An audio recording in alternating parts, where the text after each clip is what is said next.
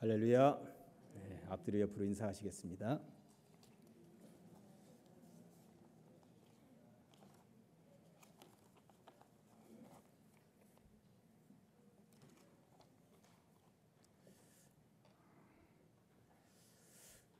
두근두근하게 하는 만남이 있고요. 밥맛을 잃어버리게 하는 만남이 있습니다. 어떤 만남이 우리로 하여금 두근두근하게 하고 또 어떤 만남은 우리로 하여금 입맛을 잃어버리게 하는 것일까요? 밥맛을 잃어버리게 하는 만남이야 차치하고라도 우리의 가슴을 두근거리게 하는 만남은 분명히 사랑하는 사람을 만날 때일 것입니다.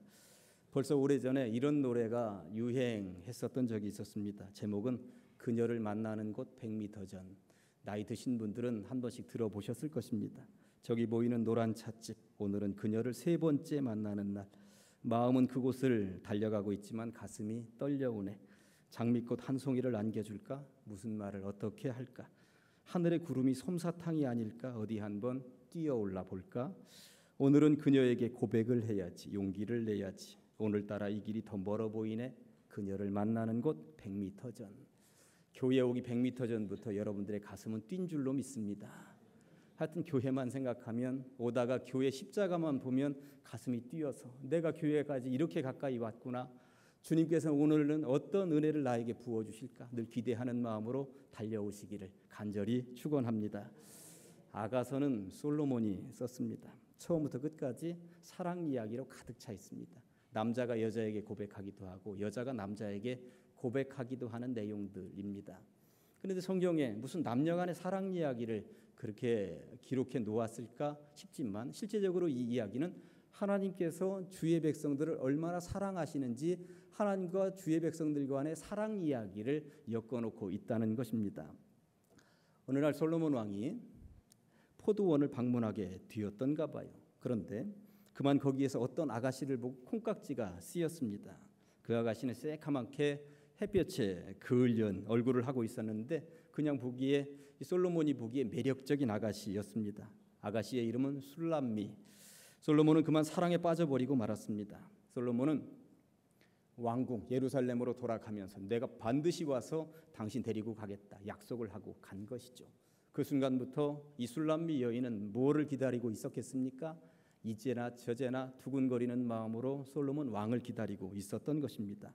오매불망 얼마나 기다렸는지 모릅니다. 여기까지가 오늘 본문의 배경입니다.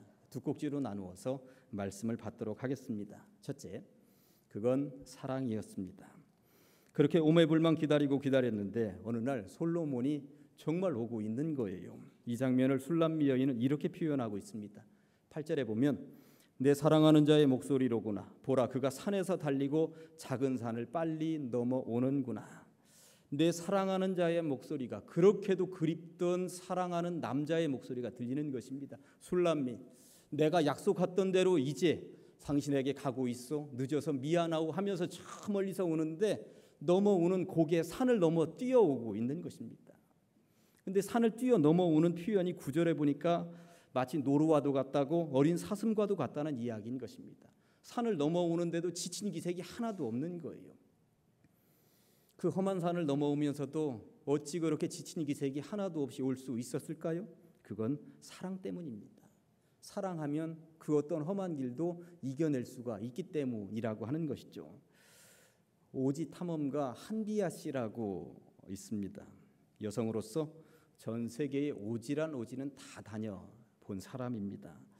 오지를 다녀온 경험을 바탕으로 해서 걸어서 지구 세 바퀴 반이라고 하는 책을 3권짜리로 써냈는데 어린아이들에게 특별히 학생들이 읽으면 굉장히 좋은 책이죠. 그런데 처음에는 여행이 목적이었고 오지를 다니면서 책을 쓰는 것이 목적이었는데 이 여자분이 어느 날부터인가 오지를 돌아다니는 목적이 바뀌었습니다. 특별히 기독교 단체인 월드비전 긴급구호 팀장을 만나면서 오지는 찾아다니면서 먹을 것이 없는 어린아이들을 중심으로 해서 그 아이들을 어떻게든 살려야 되겠다, 먹여야 되겠다, 이 사명감에 불타 있었던 것입니다. 굶주리고 있는 아이들이 있는 그 마을, 그 나라, 그 지역이 이 지역 가보면 숙박시설이 제대로 되어 있겠습니까? 의료시설이 제대로 되어 있겠습니까? 먹을 거리가 제대로 있을까요? 마실 물이 제대로 있을까요? 제대로 된 것은 하나도 없습니다. 또 가보면 그런 나라들은 부족과 부족 간에 서로 총뿌리를 겨누고 싸우는 경우가 태반입니다. 그러니까 먹을거리 하나도 제대로 갖추어져 있지 않고 언제 총 맞아 죽을지도 모르는 그러한 상황이었습니다. 그런데 이러한 것들에 개의치 않고 이 여인은 달려갔습니다. 그리고 무조건 도왔던 것이죠. 그녀는 이런 경험을 바탕으로 해서 몇 년 전에 책을 한 권 더 써냈습니다. 이 책을 통해서 그녀는 여자의 몸이지만 그 오지로 달려가게 한 힘은 어디서부터 나왔는지, 편한 인생을 살 수도 있었을 텐데 사서 고생을 하게 된 원인은 무엇인지에 대해서, 목숨을 내놓고까지 그렇게 달려간 이유가 도대체 무엇인지에 대해서 스스로 물어본 이후에 이렇게 대답을 합니다. 그건 사랑이었다고. 사랑이 아니면 이 여자의 몸으로 그곳까지 어떻게 달려갈 수 있었겠느냐고, 사랑이 아니면 목숨을 내걸고 그 일을 어떻게 할 수 있었겠느냐고. 그래서 그 책의 제목이 그건 사랑이었네입니다. 술람미 여인은 어느 순간부터 솔로몬에 대한 생각이, 처음에는 왕이었고 그냥 남자였고 평범한 사람이었는데 어느 순간부터 바뀌기 시작을 한 것입니다. 무엇으로 바뀌었을까요? 사랑하는 사람으로 바뀌었습니다. 사랑이 개입되기 시작을 했던 것입니다. 전혀 모르는 사내가 산을 넘어오고 있다고 한번 생각을 해보십시다. 힐끗 쳐다보고 저 양반 바쁜가 보네 이러고 말 거예요. 그런데 자기가 오매불망 기다리던 사내가 산을 넘어오고 있는 것입니다. 그 순간부터 가슴은 터질 것 같고 두근두근거리고 전기가 찌릿찌릿 오르는 것입니다. 이미 서로가 서로를 사랑하고 기다리는 관계가 되어 있기 때문에 그랬던 것이죠. 이것을 일컬어서 우리는 진짜 사랑이라고 말을 하는 것입니다. 예수님이 하늘 부좌를 버리고 이 땅에 내려오신 이유는 무엇일까요? 그것은 사랑입니다. 하늘 궁전을 버리고 베들레헴 마국간 말구유의 그 더러운 곳에 내려오신 이유가 무엇일까요? 그건 사랑입니다. 물고기 잡는 어부를 찾아오신 이유도, 세리 마태를 찾아오신 이유도, 막달라 마리아를 찾아오신 이유도, 그리고 가늠하다가 현장에서 잡힌 여인, 부들부들 떨고 있는 그 여인을 찾아오신 이유도 오직 하나, 사랑이었습니다. 그리고 2000년이라고 하는 세월이 흘렀음에도 불구하고 변함없이 저와 여러분들을 찾아오신 이유도 오직 하나, 사랑이라고 하는 것입니다. 오늘 이 예배에 참석하여서 함께 주님을 맞이하고 만나기를 원하는 여러분들을 찾아오시는 사랑하는 자의 목소리를 들으시기를 주님의 이름으로 간절히 축원합니다. 그리고 그분을 꼭 만나고 가시기를 바랍니다. 그분 오셔서 내가 너를 사랑한다. 험한 길 오시느라 손과 발 옆구리까지 상처를 입고 오셨는데 기쁨으로 맞이하고 만나야 하지 않으시겠습니까? 그렇게 오신 주님, 그건 사랑이었습니다. 두 번째 꼭지, 그렇게 오신 주님, 사랑으로 오신 주님이 일어나라고 말씀하십니다. 함께 가자고 말씀하고 계십니다. 당신만이 나의 사랑이라고, 나의 어여쁜 자라고, 봄이 되었는데 아직도 겨울을 살고 있어서야 되겠느냐고, 그러니 일어나라고 말하고 있습니다. 봄을 넘어서 이제 거의 여름으로 치달리고 있는 것 같습니다만 깨어나기 참 좋은 계절입니다. 천지만물은 깨어났고 이미 소생했는데 사람들 말이 아직 깨어나지 못하다면 어떻게 되는 것일까요?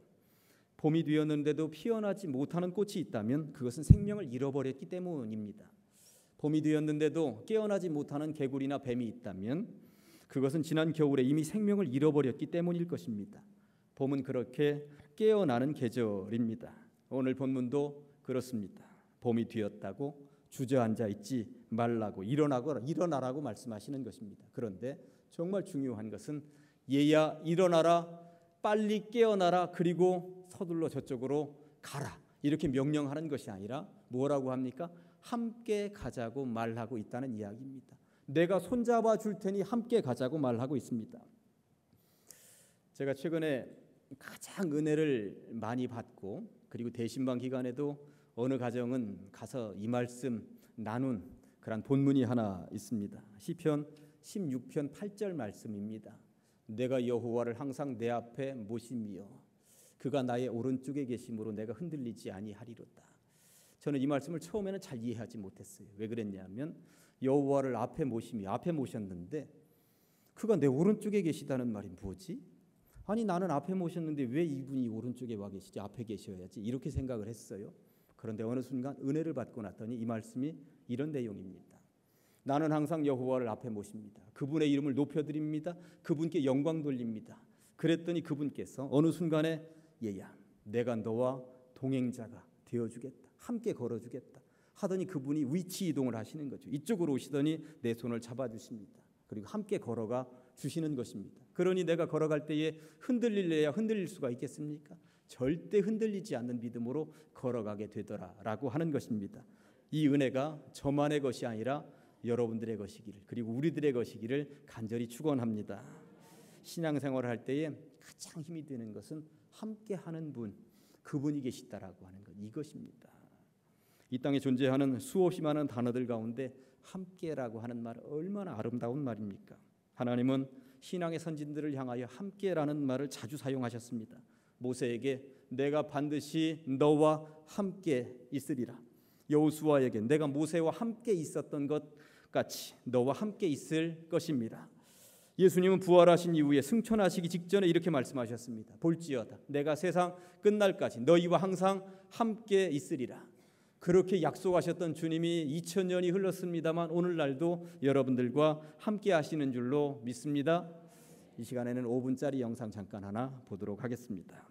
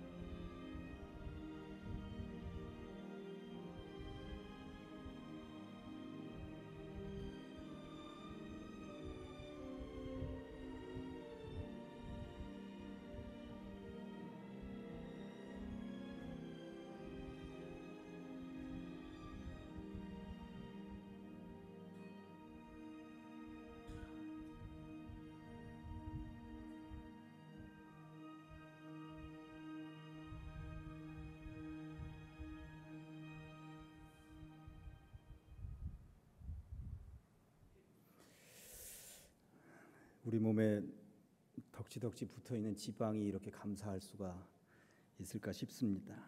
리지 벨라스케스 여인은 다 큰 나이임에도 불구하고 24kg을 넘지 않는, 아무리 물러나서 생각을 해보아도 예쁠 것이 하나도 없는 여인입니다. 그러나 그녀의 아빠와 엄마는 그 아이의 손을 잡고 이렇게 말을 했습니다. 주저앉아 있기에 너는 너무도 소중한 아이란다. 얘야 일어나서 함께 걸어가 보자꾸나. 그러면서 이렇게 말을 했습니다. 우리가 최선을 다해서 사랑하면 결과가 달라질 거예요. 우리가 최선을 다해서 사랑하면 결과가 달라질 거예요. 그리고 리지 벨라스케스는 그 몸으로 당당하게 일어나서 걸었습니다. 아빠와 엄마가 함께 해준다고 믿으니 그녀는 깨어났고요, 일어섰던 것입니다. 술람미 여인은 이스라엘에서는 보기 드물게 흑갈색의 여인이었습니다. 그녀가 얼마나 힘들게 살았는지는 1장 6절 말씀을 보면 알 수가 있습니다. 내가 햇볕에 쬐어서 거무스름할지라도 흘겨보지 말 것은 내 어머니의 아들들이 나에게 노하여 포도원 지기로 삼았음이라. 검은 피부를 가졌다고 누군가는 흘겨보면서 놀렸다는 말입니다. 오빠들마저도 너는 그 모양이니 가서 포도원이나 지켜라 했다는 것입니다. 가족들로부터 그렇게 외면을 당했다 하니 이웃들로부터는 어떤 대접을 받았겠습니까? 그런데 그에게도 관심을 기울이는 사람이 생긴 거예요. 보통 사람도 아니고 왕이 사랑한다고 말을 한 거예요. 꼭 다시 온다고, 반드시 왕궁으로 데리고 가겠다고 약속을 하더니 정말 그 약속대로 온 것입니다. 그리고 내가 너를 사랑한다고 말을 하는 것입니다. 그리고 내가 너와 함께 할 것이니 일어나서 함께 가자고 말을 하는 것입니다. 얼마나 감동적인 장면입니까? 그런데 알고 보니 왕은 술람미 여인에게만 찾아오는 것이 아니라는 사실을 우리는 알게 됩니다. 오늘 우리에게도 왕 대신 주님은 똑같은 분량으로 찾아오시는 줄로 믿습니다. 그것을 느끼고 돌아가셔야 된다고 하는 것이죠. 폴란드의 교육학자로서 어린이 권리 조약의 아버지라 불리는 야누슈 코르착은 이런 말을 했습니다. 시장에서는 덜 자라고 덜 익은 것들은 값을 쳐주지 않습니다. 그러나 하나님께서 보시기에는 덜 자라고 설 익은 것들도 똑같은 존재입니다. 하나님께는 사과도 중요합니다만 사과꽃도 중요하답니다. 우리는 아이들을 내일의 주인공이라고 축해 세우지만 아이들은 내일뿐 아니라 오늘의 주인공이기도 합니다. 아이들은 사람 숫자에도 들어가지 않던 시대가 있었습니다. 그러나 예수님은 그 아이들을 품에 안으시고 축복하시고 아이들로부터 새롭게 시작하기를 원하셨다고 하는 것입니다. 그러고 보니 성경은 사람들이 외면하고 사람들이 모른 체하고 사람들이 한쪽으로 내팽개어 쳐놓는 사람들을 끌어안는 주님의 사랑의 역사라고 보셔도 틀림이 없겠다 하는 생각이 드는 것입니다. 오늘 특별히 유아 세례 받았습니다. 부모들이 예수 믿고 은혜를 받아보니 그렇게도 좋은 것이죠. 그래서 자녀들에게 제안하는 것입니다. 이 신앙의 길, 이렇게도 좋은 길, 나만 가기 너무나도 아깝구나. 나 홀로 가기 아까우니 함께 가자. 너도 함께 이 길 걸어가면 좋겠다. 이렇게 제안하는 자리가 유아 세례의 자리인 것입니다. 아무튼 오늘 주님은 누구 하나 거들떠보지도 않던 술람미 여인에게도, 사람 숫자에도 들지 못하던 어린 아이들에게도, 그리고 이 자리에 있는 보잘것없는 우리들에게도 손 내밀고 계십니다. 일어나라고, 함께 가자고 말입니다. 기도하시겠습니다. 하나님 아버지, 감사합니다. 나의 사랑, 나의 어여쁜 자야, 일어나서 함께 가자고 주님이 부르시는데 둔감하여 일어나지 못하며 겨울 같은 시절을 보내고 있었습니까? 이제 이 봄에 친히 다가오셔서 부르시는 주님의 음성 듣게 하시고 이 좋은 신앙의 길, 행복의 길, 일어나서 주님 손 붙잡고 사랑하는 우리 아이들 손 붙잡고 함께 걸어가게 하여 주시옵소서. 예수님의 이름으로 기도합니다. 아멘.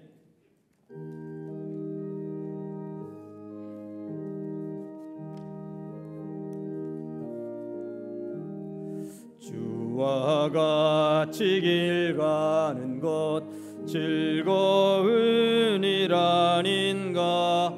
우리 주님 걸어가신 발자취를 밟겠네.